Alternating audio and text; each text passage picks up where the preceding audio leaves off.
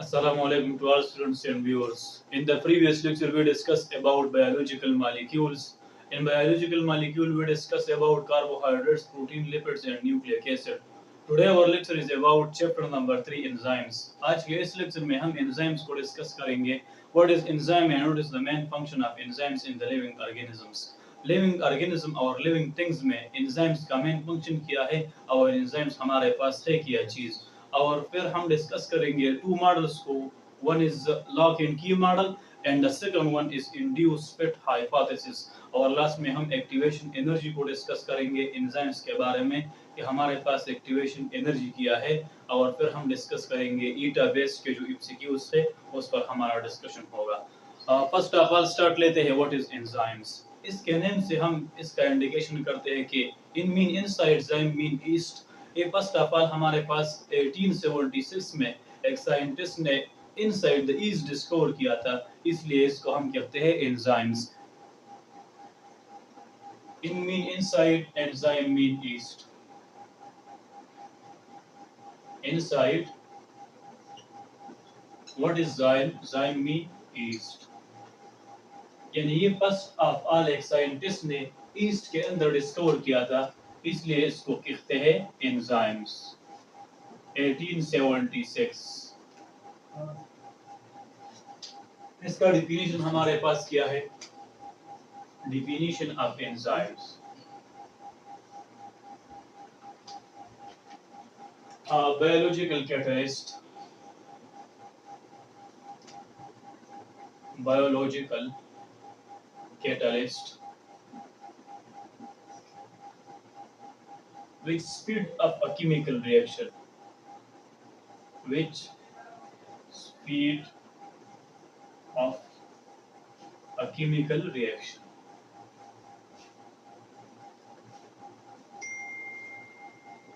A chemical reaction. Enzymes हमारे पास एक biological catalyst है. What is catalyst? Anything or any substance which speed up a reaction is called catalyst. Enzymes हमारे पास एक biological catalyst है. Chemistry में हम catalyst पढ़ते हैं कि हमारे पास KNO3, HCl इस तरह के अदर जो कैटलिस्ट होते हैं रिएक्शन को तेज करने के लिए जो चीज इस्तेमाल होता है इसको हम कहते हैं catalyst. Enzyme is also a biological catalyst. Inside the living organism हमारे पास बहुत ज्यादा रिएक्शंस होता है, जिस तरह रेस्पिरेशन में, क्रेब्स साइकिल और इलेक्ट्रॉन ट्रांसपोर्ट चेन में, ह्यूमन बॉडी के अंदर, ब्रीथिंग के अंदर, इनहेलेशन और एक्सहेलेशन के अंदर. इस तरह हमारे पास अदर रिएक्शंस होते हैं. नर्वस सिस्टम के जो रिएक्शंस होते हैं, सोडियम किस तरह इन होता है, इस तरह हमारे पास कैल्शियम जो है मसल कंट्रैक्शन में किस तरह यूज होता है, इसके लिए कैटलिस्ट की जरूरत होती है और ये कैटलिस्ट लिविंग ऑर्गेनिज्म के अंदर हमारे पास एंजाइम है. A biological catalyst which speed up a biochemical reaction is called enzymes. This is the simplest definition of enzymes. What is the structure of enzymes? Structure में वो आपसे एक्टिव साइट्स के बारे में पूछेगा. ईटे बेस के जो एमसीक्यूज वो आपसे पूछते हैं कि एक्टिव साइट में वो इस तरह कि एक्टिव साइट हमारे पास क्या है, सबस्ट्रेट हमारे पास क्या है. इसमें हमारे पास एक एलोस्टेरिक साइट है, एक एक्टिव साइट है. ये हमारे पास क्या है, पीएच और पीओएच के बारे में वो आपसे पूछते हैं. और एक्टिव साइट में हमारे पास कितने न्यूक्लिक एसिड होता है, कितने इसमें हमारे पास प्रोटीन होता है, कितने अमाइनो एसिड्स होता है, वो आपसे इस तरह के एमसीक्यूज पूछते हैं. तो स्ट्रक्चर को भी डिस्कस करते हैं. Structure of enzymes. स्ट्रक्चर में हम दो चीजें डिस्कस करेंगे. एक सबस्ट्रेट डिस्कस करते हैं कि सबस्ट्रेट हमारे पास क्या है, और दूसरा हम डिस्कस करते हैं एक्टिव साइट को. First substrate and second is what? Active site. What is substrate? The substance on which enzyme act is called substrate. Substance on which enzyme act is called what? Is called substrate. What is active site? The site on which substrate attach to enzymes. To enzyme is called active site.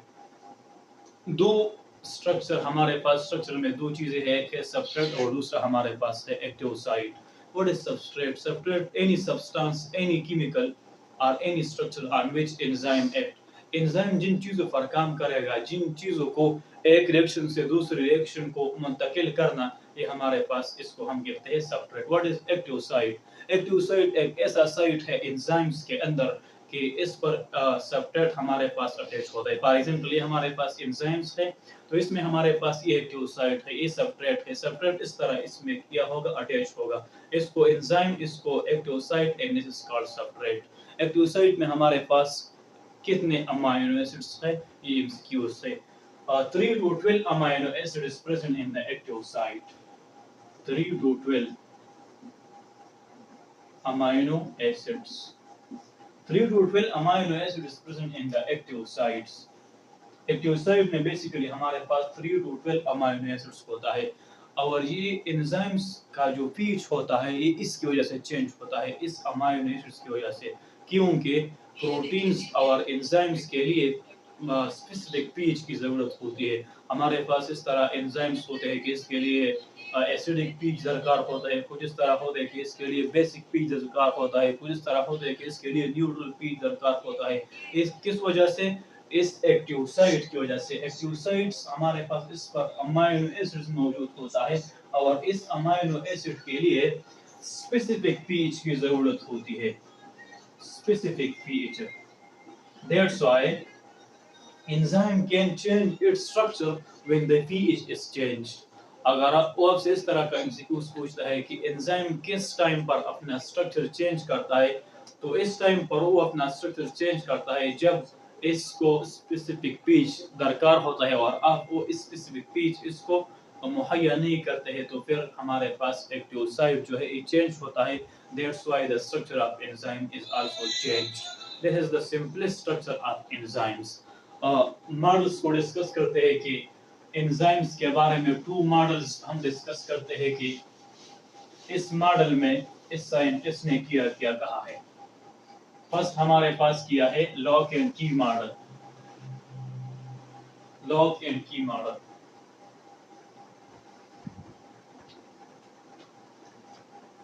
First हमारे पास है lock and की model. Lock and key model. According to this model, इस model में हमारे पास enzyme is a key and substrate is a lock.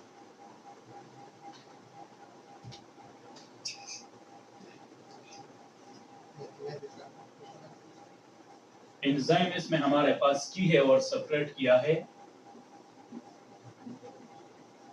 Substrate is a lock.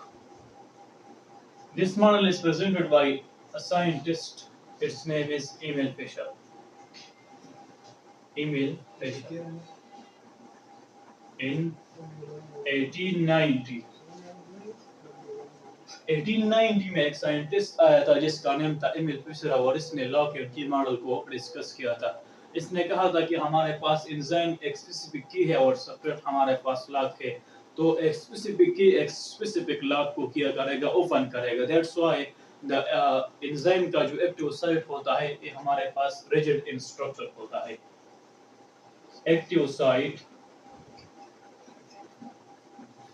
Of enzyme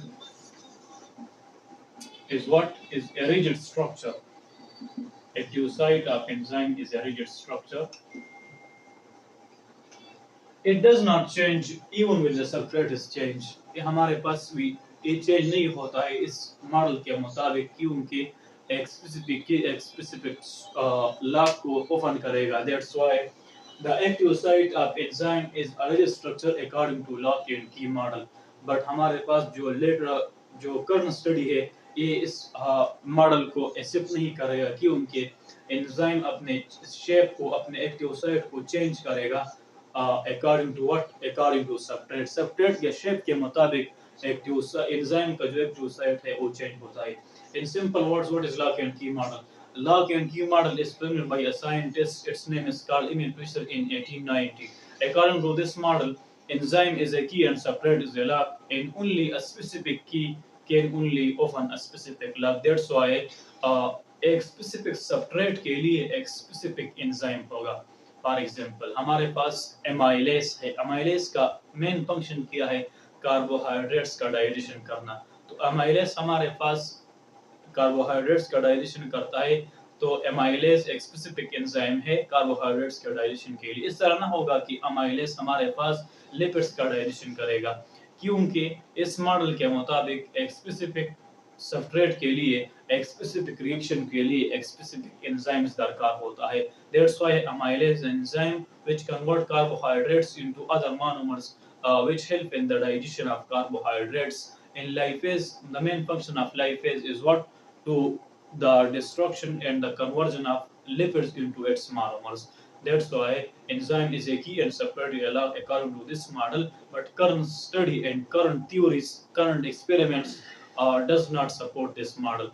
other model discuss करते हैं. इसको हम कहते हैं इंड्यूस्ड पेट हाइपोथेसिस और इंड्यूस्ड पेट मॉडल. इंड्यूस्ड पेट मॉडल और हाइपोथेसिस.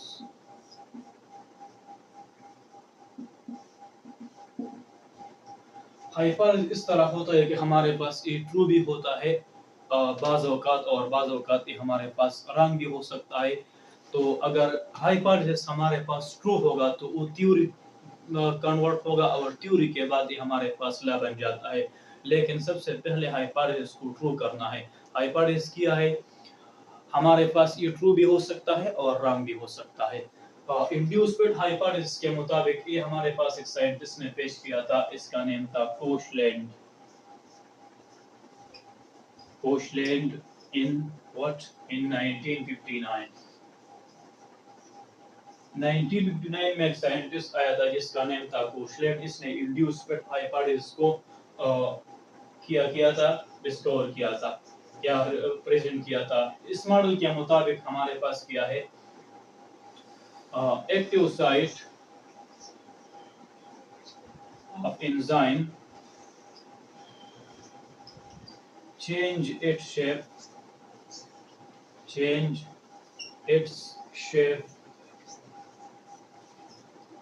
according to substrate. यानी सबस्ट्रेट के मुताबिक हमारे पास एंजाइम अपने एक्टिव साइट को चेंज करेगा. According to what? According to substrate. Active site of enzyme change its shape according to substrate. इस मॉडल का मकसद ये था कि हमारे पास एंजाइम अपने शेप को, अपने स्ट्रक्चर को चेंज करेगा सबस्ट्रेट के मुताबिक. अगर सबस्ट्रेट हमारे पास फॉर एग्जांपल स्फेरिकल होगा तो एंजाइम जो एक्टिव साइट है वो स्फेरिकल हो जाता है. अगर सबस्ट्रेट हमारे पास ट्रायंगल लाइक है तो एंजाइम का जो एक्टिव साइट है ये ट्रायंगल लाइक होगा. इस तरह हमारे पास active site is not a rigid structure according to induced pet hypothesis, and the active site of enzyme is a rigid structure according to lock and key model. वो आपसे इस तरह के MCQs पूछता है कि in which model the active site of enzyme is a rigid structure, your answer is lock and key model. अगर वो आपसे इस तरह का MCQs पूछे कि the active site of enzyme change its shape according to the shape of substrate, this model is presented by which scientist? Your answer is Koshland in 1959. और Koshland ने हमारे पास लॉक एंड की मॉडल को किया था, इस पर रद्द किया था और इसको रिजेक्ट किया था. Which one reject the lock and key model? Your answer is Koshland. Koshland 1959 rejected the model, and this model is called lock and key model. In simple words, according to Koshland, enzyme change its shape according to substrate. Substrate के shape के मुताबिक enzyme अपने active site को change करेगा.